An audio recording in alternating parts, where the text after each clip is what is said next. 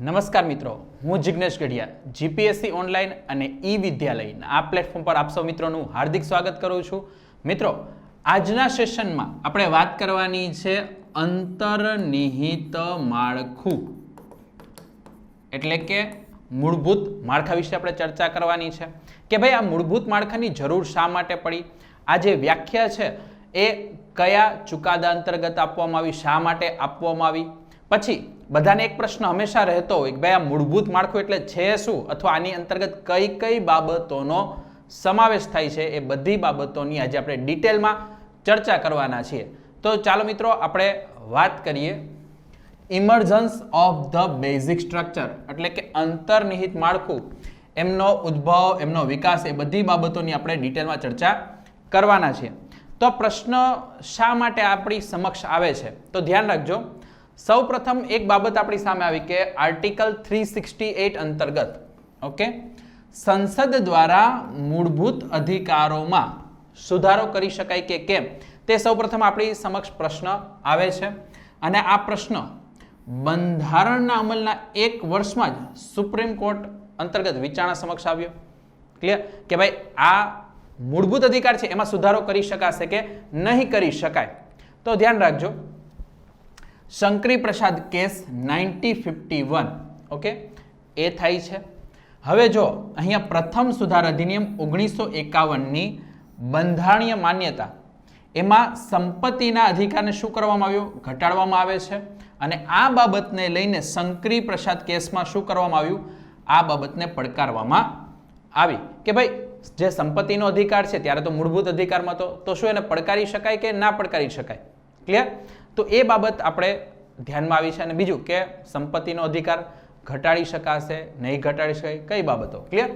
તો ધ્યાન રાખજો, સુપ્રીમ કોર્ટે અહીંયા ચુકાદો આપ્યો કે સંસદ અનુચ્છેદ 368 હેઠળ બંધારણમાં સુધારો કરવાની જે સત્તામાં મૂળભૂત અધિકારમાં સુધારો કરવાની શક્તિ પણ ધરાવે છે, અથવા એમની શક્તિ સામેલ છે. એ તમારે ધ્યાનમાં રાખવાનું છે. ક્લિયર? કે મૂળભૂત અધિકાર છે એ પણ સુધારી શકે છે, એમાં ઘટાડો પણ કરી શકે છે, અથવા કોઈ મૂળભૂત અધિકાર છીનવી પણ શકે છે. સુપ્રીમ કોર્ટે છે આ ચુકાદો અહીંયા આપ્યો. એટલે હવે ફાઇનલ થઈ ગયું કે ભાઈ મૂળભૂત અધિકારોમાં તો શું કરી શકાય છે, સુધારો કરી શકાય છે આર્ટિકલ 368 નો ઉપયોગ કરીને. ક્લિયર? તો હવે ધ્યાન રાખો આર્ટિકલ 13. હવે જો આર્ટિકલ 13 છે એ શું કહે છે કે જો કોઈ પણ કાયદો મૂળભૂત અધિકારો સાથે અસંગત થાય તો એને રદ કરવામાં આવશે અથવા હટાવવામાં આવશે. તો અહીંયા ધ્યાન રાખજો કે આર્ટિકલ 13 માં જે કાયદો શબ્દ છે એ ફક્ત સામાન્ય કાયદા છે એના પૂરતું જ મર્યાદિત છે, અથવા આ જે વ્યાખ્યા છે એમાં સામાન્ય કાયદાઓ જ સામેલ છે. બંધારણીય સુધારાના કાયદા એટલે કે આર્ટિકલ 368 નો સમાવેશ આ કાયદાની વ્યાખ્યામાં થતો નથી, એવી બાબત છે અહીંયા કહેવામાં આવે છે. અને તેથી સંસદ જે બંધારણીય સુધાર અધિનિયમ લાવીને મૂળભૂત અધિકારોમાંથી કોઈ પણને ઘટાડી પણ શકે છે, છીનવી પણ શકે છે. અને આ પ્રકારનો કોઈ કાયદો આર્ટિકલ 13 હેઠળ રદ થશે નહીં, એ તમારે ધ્યાનમાં રાખવાનું છે. આર્ટિકલ 13 છે એની અસર આમના પર નહીં થાય, આર્ટિકલ 368 છે એના પર. તો આ બાબત મિત્રો ખાસ ધ્યાનમાં રાખજો. ઓકે, હવે આ બાબતને લઈને ઓકે ઘણા સમય સુધી છે મૂળભૂત અધિકારોમાં સંસદ દ્વારા સુધાર વધાર કરવામાં આવે છે. તો એક કેસ નવો આવે છે, એ છે ગોલકનાથ કેસ 1967. ક્લિયર? અને આ કેસમાં સુપ્રીમ કોર્ટ છે એ પોતાનું જે અગાઉનું વલણ છે, અગાઉનો ચુકાદો છે, એને શું કરી દે છે, ઉલટાવી દે છે, ફેરવી દે છે. કારણ કે અગાઉમાં શું કહ્યું હતું, ભાઈ મૂળભૂત અધિકારોમાં તો સુધારો કરી શકે છે, પણ અહીંયા સાવ ફેરવીને કહે છે કે ભાઈ મૂળભૂત અધિકારોમાં સુધારો નહીં કરી શકે. ક્લિયર? તો ચાલો વાત કરીએ કે અહીંયા 17મો સુધાર અધિનિયમ 1964 છે એ સંસદ દ્વારા કરવામાં આવે છે. અને તેની અંતર્ગત 9મી જે અનુસૂચિ છે એમાં રાજ્યના કેટલાક કાર્યો છે એ દાખલ કરવામાં આવે છે, રાજ્યના કેટલાક કાયદાઓ દાખલ કરવામાં આવે છે. ઓકે, એ બાબતને લઈને આ કેસમાં શું કરવામાં આવે છે, આ બાબત પડકારવામાં આવે છે કે ભાઈ 9મી અનુસૂચિમાં તમે કોઈ કાયદાઓ રાખી દીધા એટલે શું એને જ્યુડિશિયલ રિવ્યુ, ન્યાયિક સમીક્ષાની બહાર કરી દેવાના. ક્લિયર? એના પર શું ન્યાયિક સમીક્ષા ન આવી શકે, અથવા તમે શું મૂળભૂત અધિકારોને ઘટાડી શકો છો. ક્લિયર? તો એ બાબત સામે આવે છે। તો ધ્યાન રાખો, અહીંયા સુપ્રીમ કોર્ટે ચુકાદો આપ્યો કે ફંડામેન્ટલ રાઇટને, મૂળભૂત અધિકારને ટ્રાન્સડેન્ટલ એન્ડ ઇમ્યુટેબલ સ્થિતિ આપવામાં આવેલી છે। એટલે કેવા છે?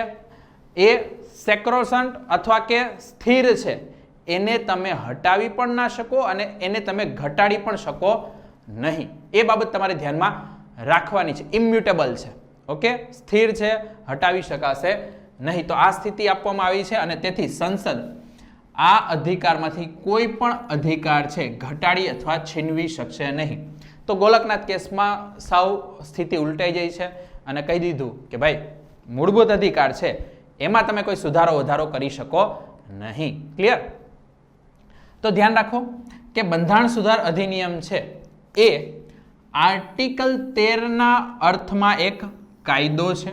ઉપરમાં કહ્યું કે ભાઈ કાયદો નથી, પણ અહીંયા શું કહે છે કે ભાઈ આર્ટિકલ 368 પણ એક કાયદો છે અને તેથી કોઈ પણ મૂળભૂત અધિકારોનું ઉલ્લંઘન કરવા માટે તે શું બનશે? ગેરલાયક બનશે। એટલે આર્ટિકલ 368 થી તમે મૂળભૂત અધિકારો છે એમાં સુધારો નહીં કરી શકો। ક્લિયર? તો પહેલો કેસ છે એ શંકરી પ્રસાદ કેસ, બીજો કેસ છે ગોલકનાથ કેસ, જેમાં ના પાડી દેવામાં આવી કે ભાઈ મૂળભૂત અધિકારોમાં સુધારો નહીં કરી શકાય। તો હવે સ્ટોરી આગળ વધારીએ। ઓકે, આ તમારે સ્ટોરી વાઇઝ જોવાનું છે કે ભાઈ કઈ રીતે છે આ જે મૂળભૂત માળખાની વ્યાખ્યા ધીમે ધીમે કરીને આવે છે। ઓકે, હવે ત્યાર પછી શું કરવામાં આવે છે કે 24મો બંધારણીય સુધાર 1971 લાગુ કરીને ગોલકનાથ કેસ 1967માં જે સુપ્રીમ કોર્ટે ચુકાદો આપ્યો હતો એના અંગે સંસદ શું આપે છે? પ્રતિક્રિયા આપે છે। ક્લિયર? હવે આ 24મા અમેન્ડમેન્ટ એક્ટમાં શું કહેવામાં આવે છે કે ભાઈ આર્ટિકલ 13 અને 368માં મોટા પ્રમાણમાં સુધાર થાય છે અને જાહેર કરાય છે કે ભાઈ આર્ટિકલ 368 અંતર્ગત કોઈ પણ જે પાયાના અધિકારો છે, મૂળભૂત અધિકારો છે, એને ઘટાડવાની અને છીનવી લેવાની સત્તા કોની પાસે છે? સંસદ પાસે રહેલી છે। અને આ પ્રકારનો કાયદો આર્ટિકલ 13 ના અર્થ હેઠળનો કોઈ કાયદો રહેશે નહીં।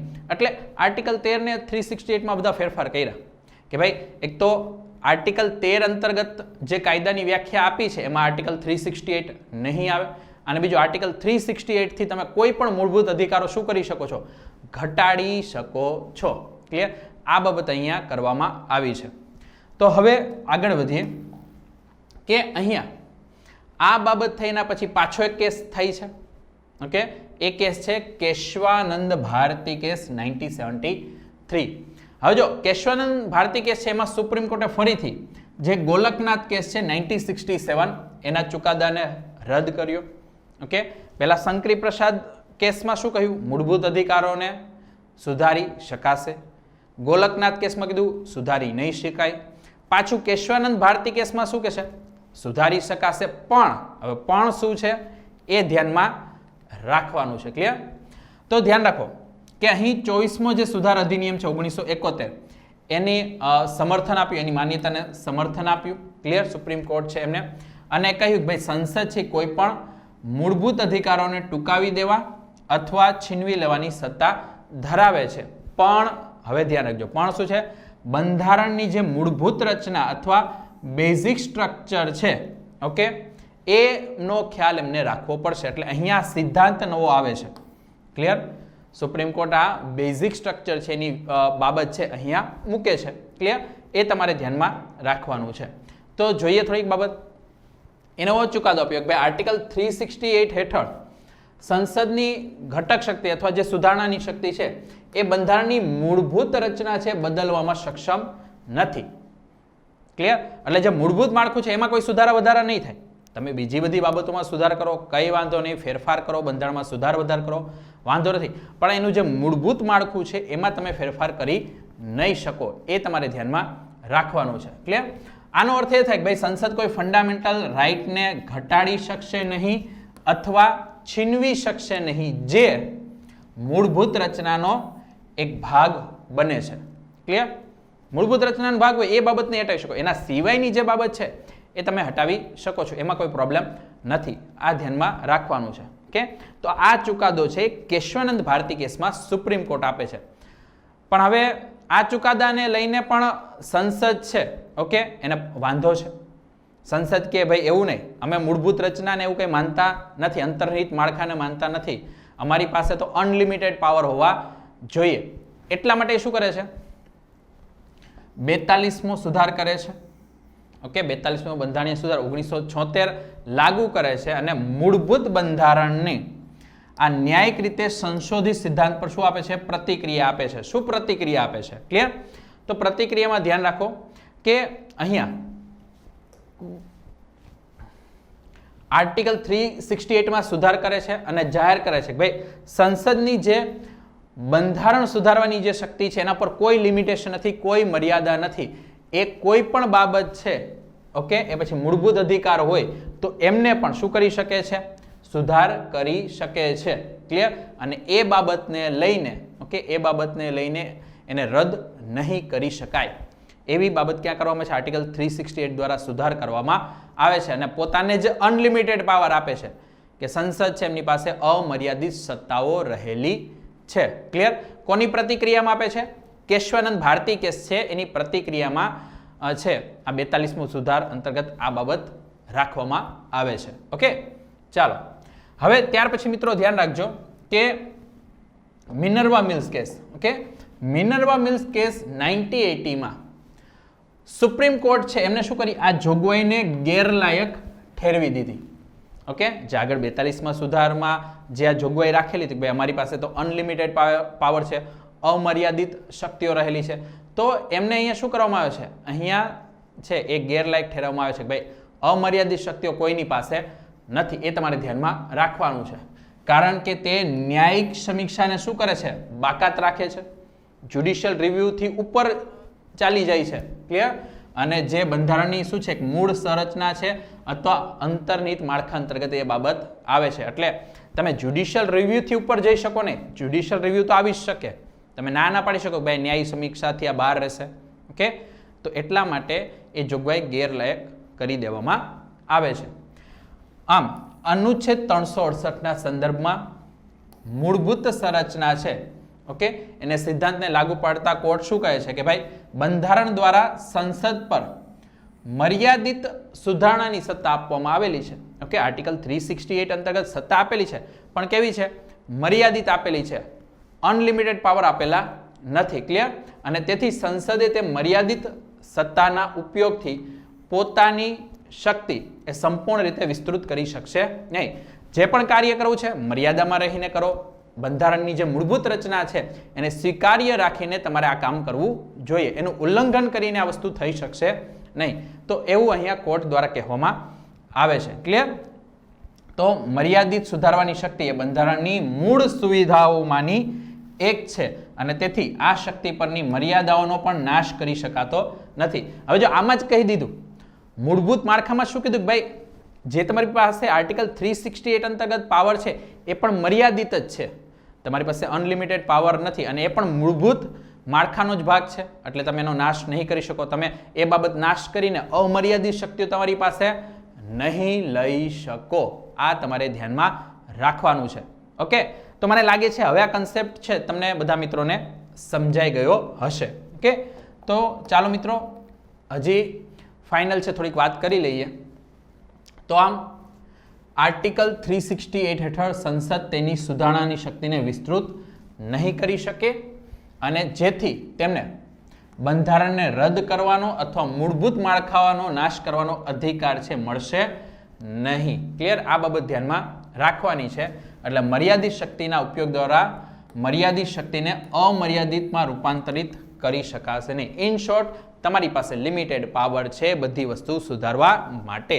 કે તો હવે છેલ્લો કેસ જોઈ લઈએ, એ છે વામનરાવ કેસ 1981. ક્લિયર? તો આમાં પછી સુપ્રીમ કોર્ટ છે શું ચુકાદો આપે છે કે ભાઈ મૂળભૂત જે માળખું છે, મૂળભૂત બંધારણ છે એના સિદ્ધાંતનું પાલન ઓકે કઈ તારીખથી કરવામાં આવશે? તેમાં તારીખ આપી 24 એપ્રિલ 1973 થી. તો 24 એપ્રિલ 1973 પછી લાગુ કરાયેલ જે પણ બંધારણીય સુધારાઓ છે એના પર આ મૂળભૂત માળખાની બાબત છે લાગુ થશે. આ તારીખ શા માટે રાખવામાં આવી 24 એપ્રિલ? કારણ કે કેશવાનંદ ભારતી કેસ છે એના ચુકાદાની તારીખ હતી. એટલા માટે કહ્યું કે ભાઈ 24 એપ્રિલ 1973 પછી જે પણ આવા બંધારણીય સુધારા કરાયા હશે એ બધા જ્યુડિશિયલ રિવ્યુ અંતર્ગત આવશે. પછી એમાં જોવામાં આવશે કે એમને મૂળભૂત માળખાનું છે ઉલ્લંઘન કર્યું છે કે નથી કર્યું. જો ઉલ્લંઘન કર્યું છે તો એ હટાવી શકાશે. ક્લિયર? તો આટલી બાબત મિત્રો તમારે અહીંયા ધ્યાનમાં રાખવાની છે. તો જો પહેલા આપણે શંકરી પ્રસાદ કેસ જોયો, પછી ગોલકનાથ કેસ જોયો, પછી કેશવાનંદ ભારતી કેસ છે એની ચર્ચા કરી, ત્યાર પછી છે મિનર્વા મિલ્સની ચર્ચા કરી, અને ત્યાર પછી વામનરાવ કેસ છે એની ચર્ચા આપણે કરી. તો આ બધી બાબતો તમારે ધ્યાનમાં રાખવાની છે. ક્લિયર? હવે બધા મિત્રોને એક પ્રશ્ન થતો હશે કે ભાઈ ક્યારના મૂળભૂત માળખું આ બાબત કહે છે, તો ભાઈ મૂળભૂત માળખામાં આવે છે શું, એમાં કયા તત્વો છે, કઈ બાબતનો સમાવેશ થાય છે, એ તો કહો. તો હવે આપણે એ બાબતો જોવાની છે. ક્લિયર? કે ભાઈ મૂળભૂત માળખામાં કઈ કઈ બાબતો છે એ લાવવામાં આવે છે, આમની આપણે ચર્ચા કરી ગયા છે. ક્લિયર? તો ધ્યાન રાખજો, બંધારણની મૂળભૂત રચના અથવા અંતર્નિહિત માળખું શું છે એના વિશે સુપ્રીમ કોર્ટે હજી સુધી કોઈ વ્યાખ્યા અથવા સ્પષ્ટતા કરી નથી. એટલે તમને કોઈ ક્લિયર કટ ડેફિનેશન જોવા નહીં મળે કે ભાઈ ચાલો અંતર્નિહિત માળખું એની વ્યાખ્યા 100% મૂળભૂત માળખું એની બાબત 100% એવી કોઈ બાબત સ્પષ્ટ નથી કરી. પણ જેમ જેમ કેસ થતા જાય છે, ચુકાદા આવતા જાય છે, તો એની જે બાબતો છે એને મૂળભૂત માળખામાં શું કરીએ છીએ આપણે સમાવિષ્ટ કરતા જઈએ છીએ. ક્લિયર? તો ધ્યાન રાખજો, વિવિધ ચુકાદાઓથી બંધારણની જે મૂળભૂત લાક્ષણિકતાઓ અથવા માળખા તરીકે ઓકે આપણે શું કરી રહ્યા છે એ તત્વો અથવા ઘટકો છે ઉમેરી રહ્યા છીએ. તો હવે આપણે બધા તત્વો જોવાના છે, ઘટકો જોવાના છે. ક્લિયર? આમ તો આપણે પ્રસ્તાવનામાં વાત કરી ત્યારે આપણે ઘણી બધી બાબતો સમજી જ ચૂક્યા છીએ. ક્લિયર? પણ એક આપણે લિસ્ટ જોઈ લઈએ કે ભાઈ મૂળભૂત માળખામાં કઈ કઈ બાબતોનો સમાવેશ થાય છે. ક્લિયર? ચાલો, પહેલામાં પેલું આવે છે બંધારણની સર્વોચ્ચતા. કે તો આ બાબત હંમેશા રહેશે. કોઈ પણ કાળે બંધારણીય સુધાર કરીને એવું નહીં કરવામાં આવે કે ચાલો આજથી બંધારણ સર્વોચ્ચ નથી, એ બીજાની આધીન રહીને કામ કરશે. તો એ મૂળભૂત માળખાની બાબત છે. ત્યાર પછી આવે છે ભારતીય શાસનના સર્વાધિક લોકશાહિક અને પ્રજાસત્તાક સ્વભાવ. ઓકે, આપણી જે શાસન વ્યવસ્થા છે એ કયા બેઝ ઉપર ચાલશે? લોકશાહી ઉપર, પ્રજાસત્તાક ઉપર. એ લોકશાહીને હટાવીને કોઈ બીજી પ્રથા રાજાશાહી અહીંયા લાગુ કરાવી શકાશે નહીં. તો એ બાબત ધ્યાનમાં રાખવાની છે. ત્યાર પછી આવે છે બંધારણની ધર્મનિરપેક્ષતા. ઓકે, આપણે સેક્યુલરિઝમ ઉપર ઘણી બધી વાત કરી ચૂક્યા છીએ, ધર્મનિરપેક્ષતા પર. તો જે ભારત દેશની પ્રકૃતિ છે ઓકે એ કેવી રહેશે? ધર્મનિરપેક્ષ રહેશે. આપણે કોઈ પણ ધર્મ છે એને ઉચ્ચ નીચના ભેદભાવમાં નથી લેતા, બધા સાથે આપણે શું કરીએ છીએ? સમાન વ્યવહાર કરીએ છીએ. તો એ બાબત તમારે ધ્યાનમાં રાખવાની છે. એટલે આને હટાવી શકાશે નહીં. ક્લિયર?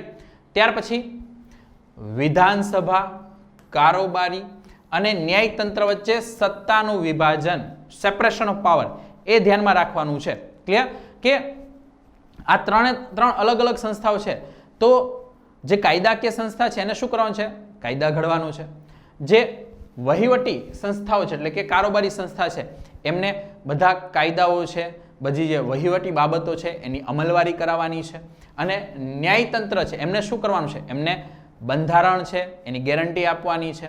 ઓકે, બીજા કાયદાઓ છે તો એની જાળવણી કરવાની છે. તો આ બધાના કામ અલગ અલગ છે. કોઈ એકબીજાના કાર્યો છે એમાં હસ્તક્ષેપ નહીં કરે. ક્લિયર?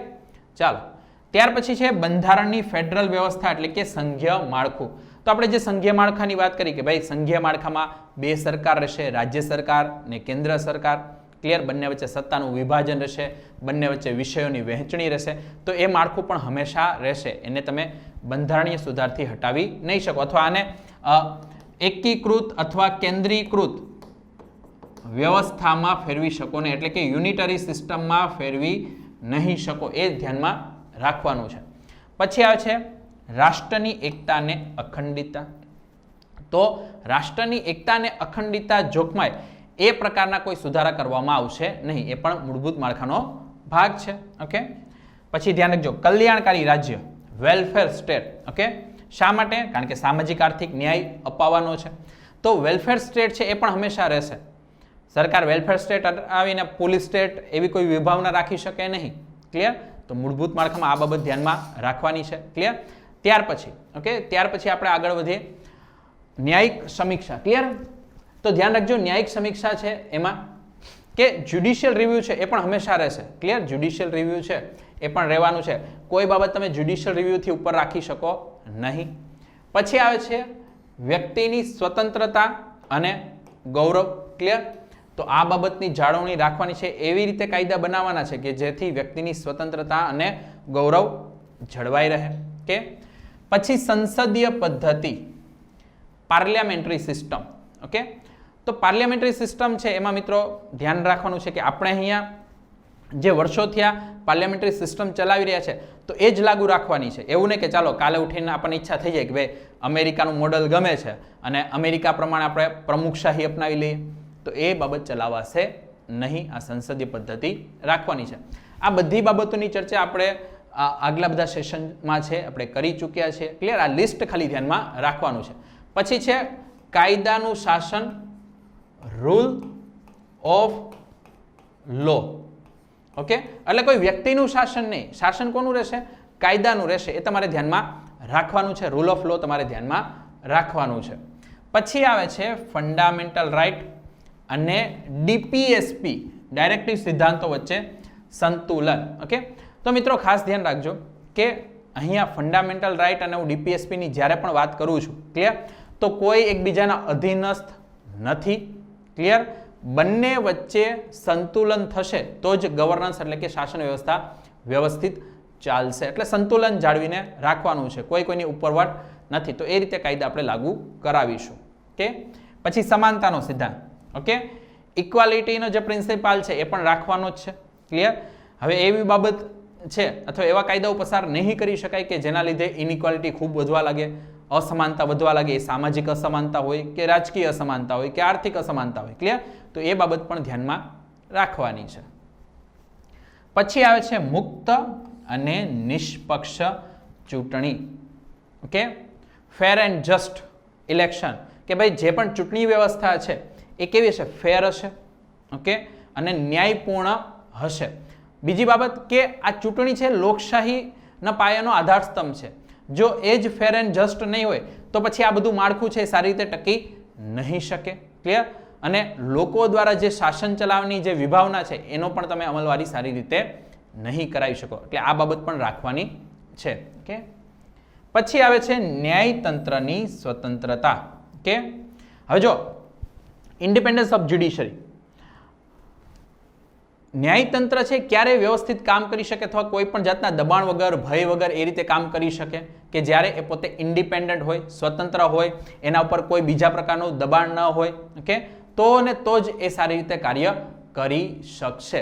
ક્લિયર? અને એના માટે પણ આપણે આગળ જતા જોવાના છે ભાઈ ન્યાયતંત્રની સ્વતંત્રતા છે એમાં કઈ કઈ બાબતોનો સમાવેશ થાય છે. ઓકે, જેમ કે હું એક્ઝામ્પલ આપું કે જે ન્યાયાધીશો છે એમનું જે સિલેક્શન થાય છે, ક્લિયર, તો એક કોલેજિયમ સિસ્ટમ આવે છે અને કોલેજિયમ સિસ્ટમ દ્વારા સલાહ કોને આપવામાં આવે છે? રાષ્ટ્રપતિ દ્વારા આપવામાં આવે છે. એટલે જે ન્યાયતંત્ર સાથે જોડાયેલા લોકો છે એ જ કોલેજિયમમાં હશે અને એમના દ્વારા જ રાષ્ટ્રપતિને સલાહ અપાય છે. એમાં કોઈ કારોબારી કે કાયદાકીય સંસ્થાઓનો હસ્તક્ષેપ રહેશે નહીં. ઓકે, ચાલો ત્યાર પછી આગળ જોઈએ. બંધારણમાં સુધારો કરવા માટે સંસદની મર્યાદિત શક્તિ. આપણે હમણાં આગળ ચર્ચા કરી ગયા. ક્લિયર? કે ભાઈ સંસદની જે શક્તિઓ છે આર્ટિકલ 368 અંતર્ગત એ પણ કેવી છે? મર્યાદિત છે. ઓકે, અમર્યાદિત રીતે છે, એમાં કોઈ પણ પ્રકારે સુધારો કરી શકાય નહીં. અને આ બાબત પણ કેમ આવે છે? મૂળભૂત માળખામાં જ આવે છે. એટલે મર્યાદિત શક્તિઓને તમે અમર્યાદિત સત્તાઓમાં ફેરવી નહીં શકો. ઓકે, નેક્સ્ટ, ન્યાયની અસરકારક પહોંચ. ઓકે, ન્યાયની અસરકારક પહોંચ એટલે શું ધ્યાનમાં રાખવાનું છે કે જે જસ્ટિસ છે એ દરેક વર્ગ સુધી, દરેક લોકો સુધી પહોંચવો જોઈએ. એ પછી અમીર હોય, ગરીબ હોય, ઉપલો વર્ગ હોય, નીચલો વર્ગ હોય, કોઈ પણ હોય, એ દરેક પાસે ન્યાયની સમાન પહોંચ છે એ કેળવવી પડશે. ક્લિયર? એ પણ મૂળભૂત માળખા અંતર્ગત આવે છે. ક્લિયર? ત્યાર પછી છે વ્યાજબીતાનો સિદ્ધાંત. ઓકે, એટલે જે પણ કાયદા કે જે બધી બાબતો બનાવવામાં આવે છે, ક્લિયર, એ કેવું છે? એ તાર્કિક હશે, વ્યાજબી હશે. ક્લિયર? તમે કોઈ અંધશ્રદ્ધાથી અથવા કોઈ પણ બીજી બાબતોથી છે એમાં સુધાર વધાર કરીને ઓકે બંધારણમાં ફેરફાર કરી શકો નહીં. તમારે બતાવવું પડશે કે ભાઈ આનું વ્યાજબીપણું શું છે, આ બધી બાબતો લાવ્યા એમનું. ઓકે, પછી ધ્યાન રાખો કલમ 32 હેઠળ સુપ્રીમ કોર્ટના અધિકાર કયા? રીટ જાહેર કરવાના. 5 પ્રકારની રીટ છે એ ક્લિયર. તો 5 પ્રકારની રીટ જાહેર કરવાની જે બાબત છે તો એ હટાવી શકાશે નહીં. ક્લિયર, એ તમારે ધ્યાનમાં રાખવાની છે.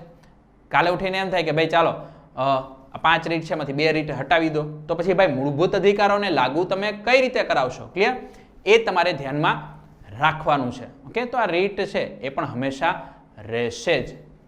ચાલો, તો મિત્રો અહીંયા સુધી આપણે જે બેઝિક જે બધી બાબતો હતી, મૂળભૂત માળખાની બાબતો હતી, એની સંપૂર્ણ ચર્ચા આપણે કમ્પ્લીટ કરી.